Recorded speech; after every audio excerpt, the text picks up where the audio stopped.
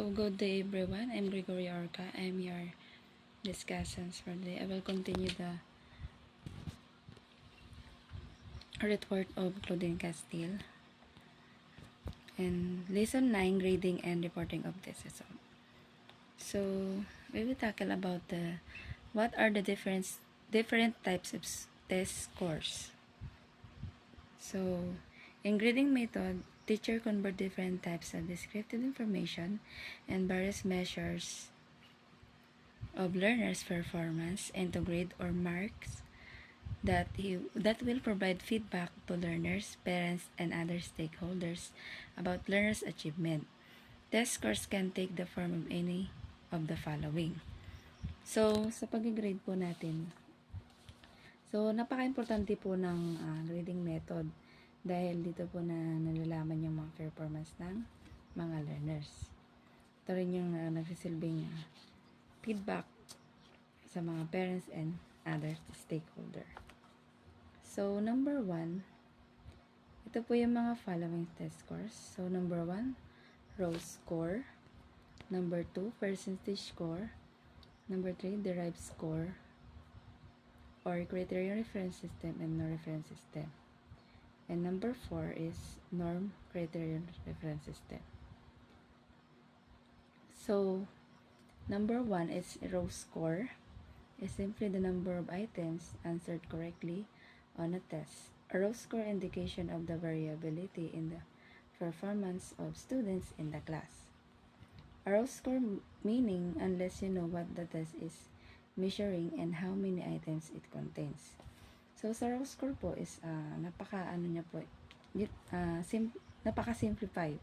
Simple nito kasi dito na nakikita yung mga number of items at talagang ginagamit lahat ng mga estudyante. Kumbaga, example nito is yung exams po nila. And then, dito mo na rin na-measure kung ilang items ang iyong ipapatest. So, number 2 is percentage score is the percent of items answered correctly in a test. The number of items answered correctly and typically converted to percent based on the total possible scores.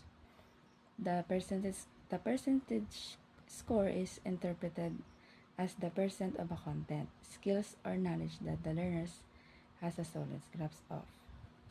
So, si first percentage score naman, ito yung mga items na sinasagutan nila ng tama. Kung ilan po yung mga nasagot nilang tama. So, number 3 is criterion reference grading system. Is grading system wherein learners' test scores or achievement level are based on their performance in specified learning goals and outcomes and performance standards. Criterion reference grades provide a measure of how well the learners have achieved the present standard. The following are some of types of criterion reference scores or grade. So, una po is pass or fail grade. So, this type of score is most appropriate if the test or assessment is primarily or entirely to make a pass or fail decision. So, kung nakapasa siya, dito malalaman kung nakapasa siya or hindi. Ito rin yung karaniwang ginagamit. So, number 2 is letter grade. Na-under po rin po siya ng criterion reference score. So, sa letter grade naman, this is the most commonly used in grading system. Ito yung karaniwang ginagamit ng mga teachers. So, in the may kalawang column po ito, and then dito po yung letter grades. So, A, B, C, D, A hanggang E. And then, interpretation, so, pag sa A, is meaning nito, and the interpretation nito is excellent. So, B, good. C is satisfactory. D is poor. And E or F is unacceptable. So, pag ibig sabihin ng A is positive form, po siya. And then, sa E naman is unacceptable or mababa ang score niya. So, 3.3 is plus and minus letter grades naman. So this grading provides some more detailed descriptions of the level of learners' achievement or task test performance by dividing each grade category in 3 levels, such that a grade of can be assigned as A positive, A and A negative, B as B positive, B and B, and so on. So plus plus and minus grades provide a final discrimination between achievement or performance level. So nagkakaroon din po na itong plus and minus, parang nagkakaroon po siya ng discrimination between achievements of performance levels. Kasi 'di ba, kung medyo hindi naman po kagalingan yung bata, is talagang madidetermine mo talaga yung performance ng bata or intelligence ng bata. They also increase the accuracy of grades as reflection learners' performance. So, enhance student motivation, example, to get a high rather than a negative, and discriminate among performance in a very similar pool of learners, such as those in advanced courses or star section. So, di ba kapag noon po kasi is may section A, may section B, may section C. So, ibig sabihin, kapag section A ka, star section ka. Doon yung mga lahat ng magagaling or mga intelligent na learners. Kapag naman section B ka, meaning nito is average. Parang halo na siya. Yung merong mga talagang star section. Or may star learners po doon na magagaling, tapos hindi naman gaano, parang ganon. Tapos sa section C naman, dito yung mga slow, hindi, kumbaga yung mga learners na kailangan talaga ng bigyan ng attention or talagang tutukan, ganon. However, positive and negative grading system is viewed as unfair. So, yan po. Ang plus and minus letter grades po talaga is unfair po siya talaga. Ito yung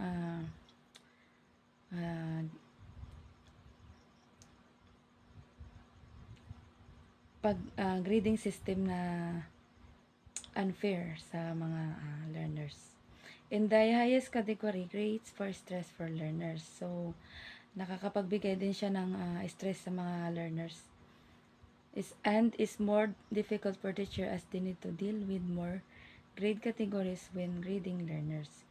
So, example of the descriptors for plus and minus letter grade are presented below. So, ito siya.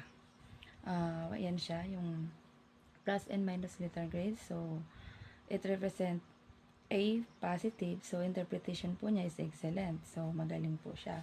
And then, A lang, wala siyang positive, so superior. And then, A negative is very good. So, yun. Tapos, B positive is good naman. And B,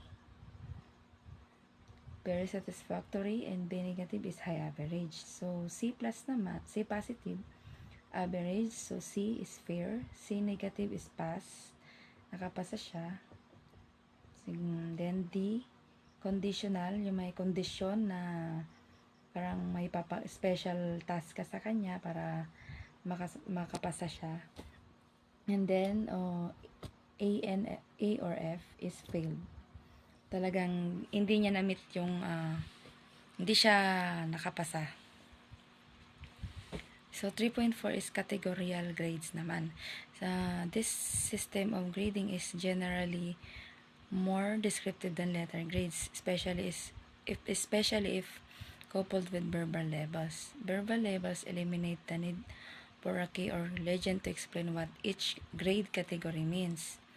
So, example ng category grades po is meron 5 is exceeding standard, meeting standard, approaching standards, emerging standards, and not exceeding standards. So, napapaloob sa exceeding standard is advanced, exemplary, expert, master. So, sa meeting standards naman is intermediate, accomplished, proficient, and distinguished. Sa approaching standards naman is basic, developing, competent, proficient. And sa emerging standards naman, innovates, beginning, apprentice, intermediate, and not exceeding standard naman, nakakapalog dito po yung below basic, inadequate, novice.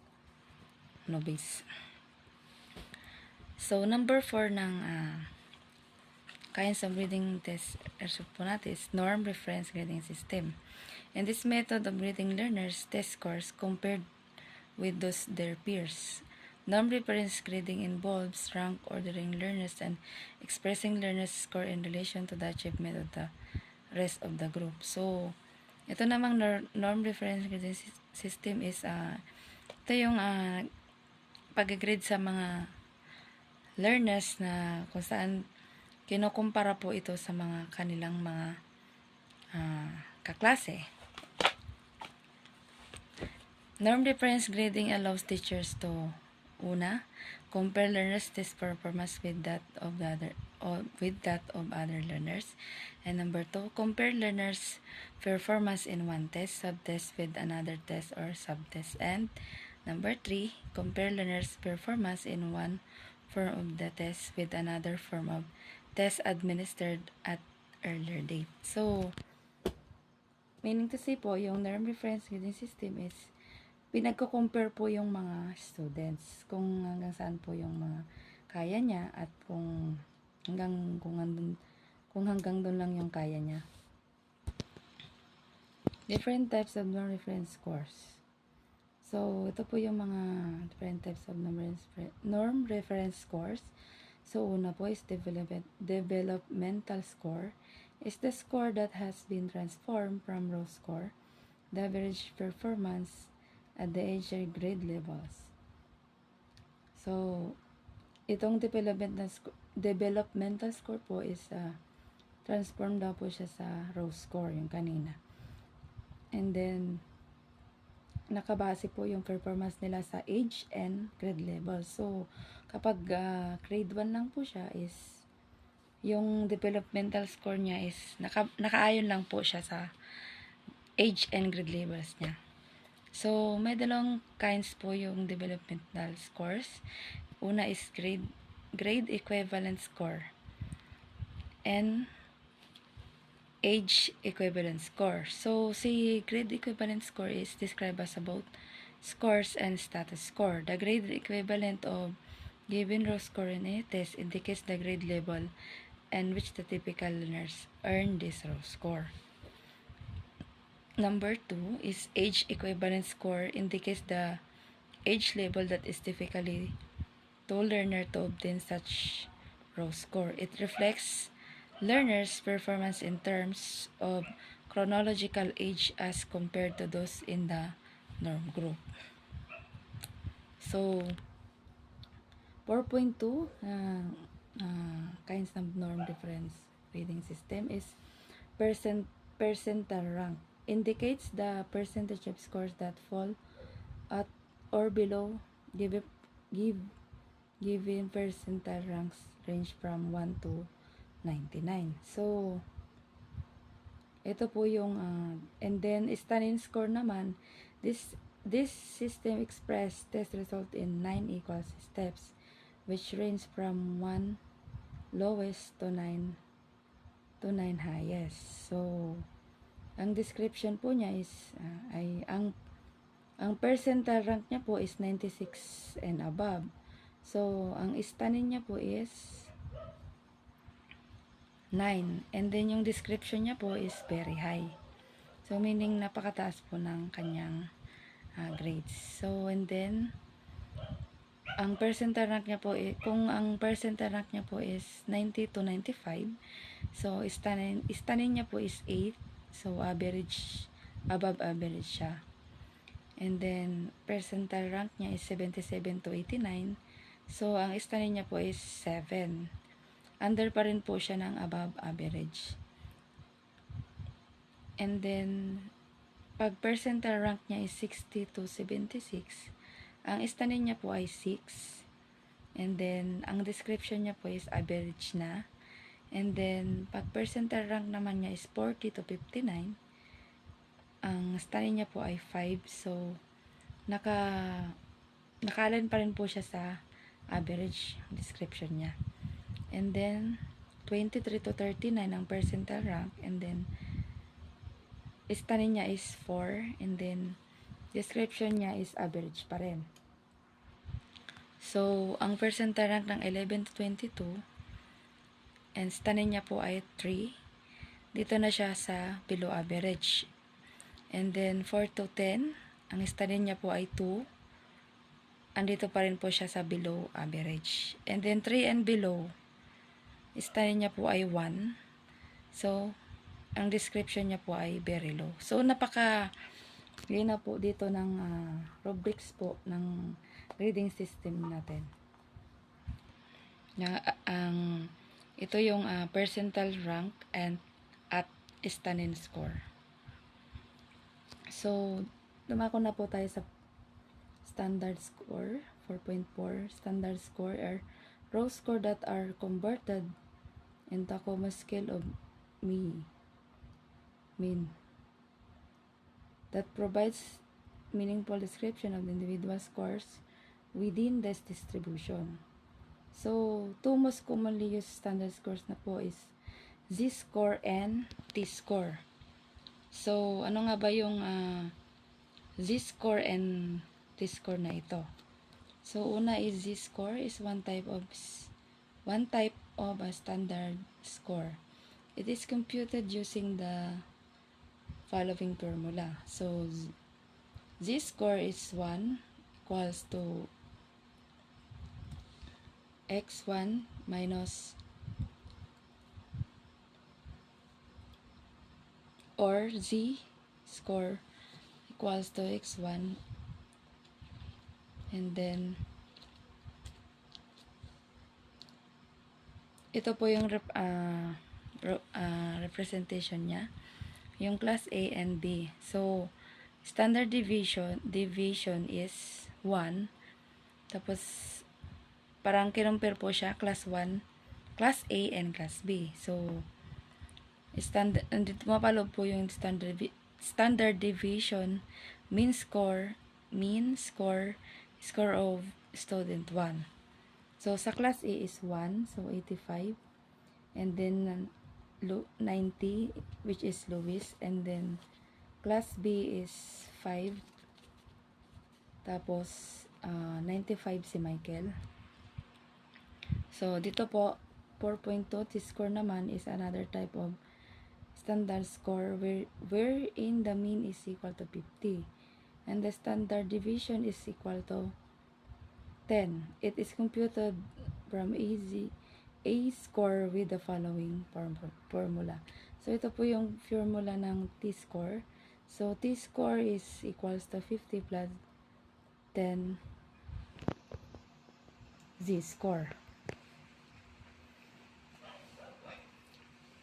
So, dumako na po tayo sa general guidelines in reading test or performance task naman.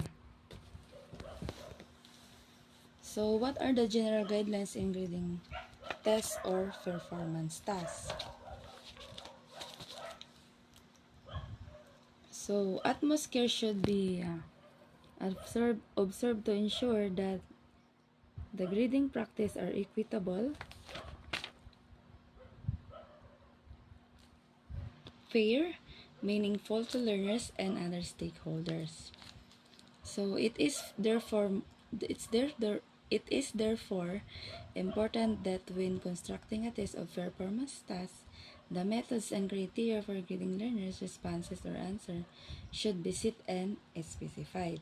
And in doing so, it is essential to consider the purpose of assessment, the ability levels of the intergroup being tested, and the nature of the task to be performed.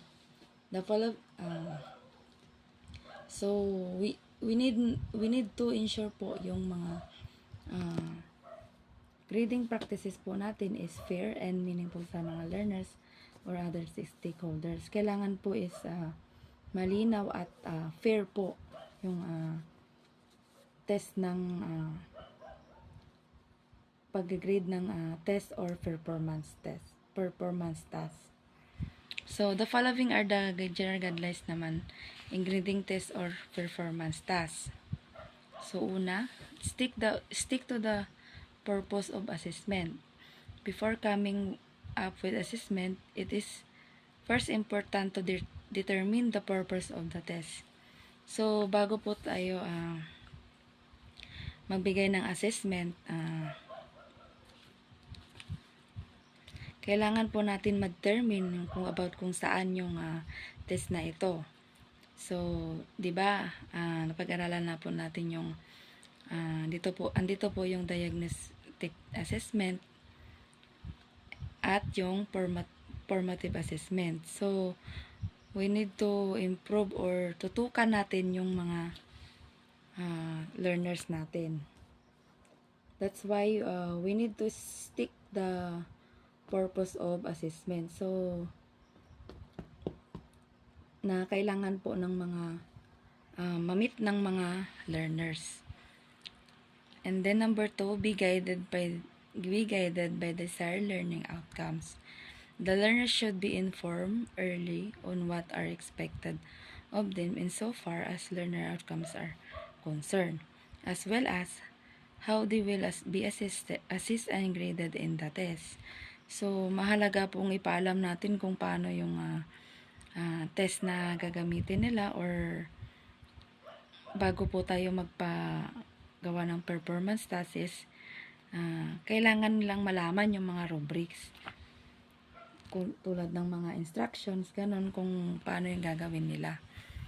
Katulad po natin, di ba? Kung bago tayo nagsimula sa ating first sem, so bawat po yung mga, halimbawa po yung mga instructor natin is nagbibigay po sila ng course syllables. Kung doon po natin malalaman kung ano yung dapat ma-attain natin or desired yung learning outcomes natin sa buong semester.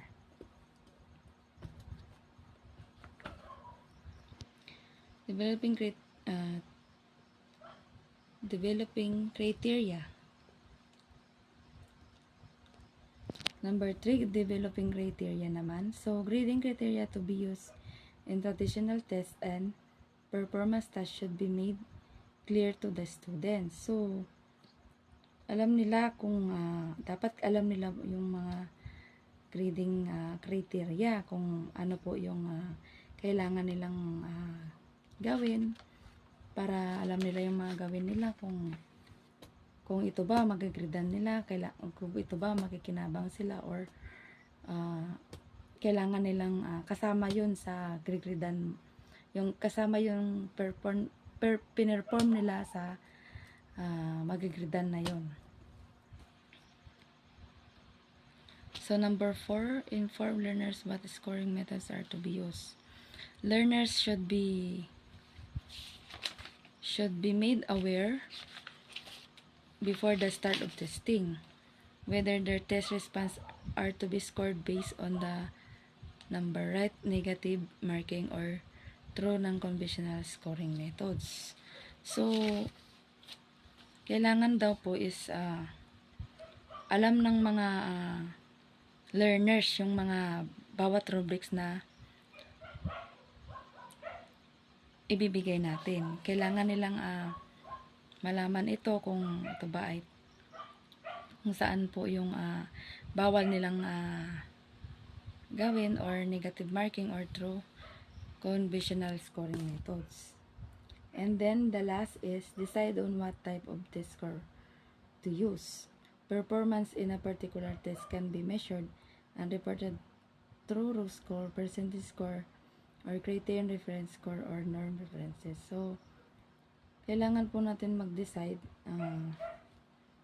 kung saan po yung kailan naka-align po yung yung kung anong klase po ng test score ang gagamitin natin.